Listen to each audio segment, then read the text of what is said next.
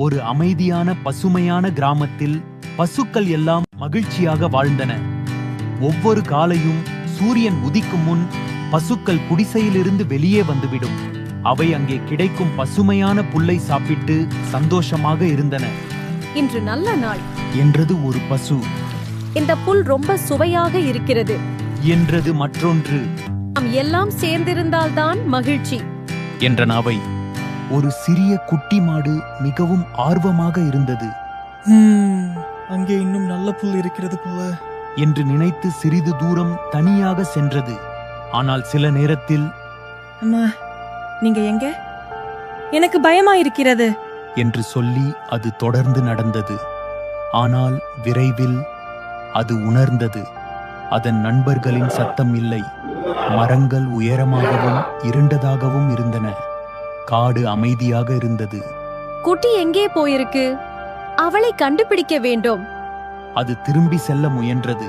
ஆனால் எல்லா பாதைகளும் ஒரே மாதிரி இருந்தன. இதற்கிடையில், இங்கே ஒரு சிறிய மாடு இருக்கிறது. இது நமக்கு நல்ல உணவு. ரொம்ப சுவையாக இருக்கும் போல. அவை மெதுவாக அமைதியாக அவளை சுற்றி வந்தன. குட்டி மாடு நடுங்கியது. அவை தாக்கப் போகும் அந்த நேரத்தில் வீரன் வந்தான்.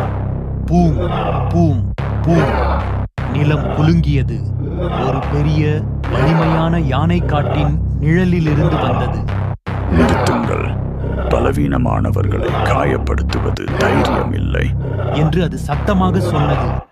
யானை இடியாய் பாய்ந்தது.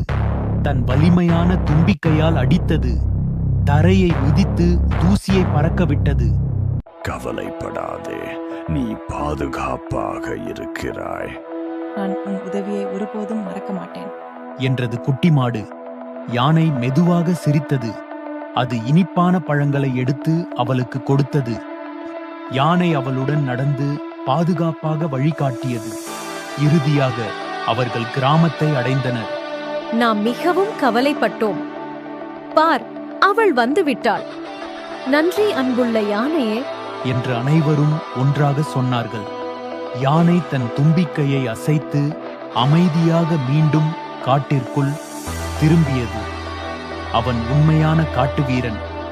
கதை சொல்லும் நற்செய்தி: துணிவும் அன்பும் இருந்தால் எந்த ஆபத்தையும் வெல்லலாம். நன்றி.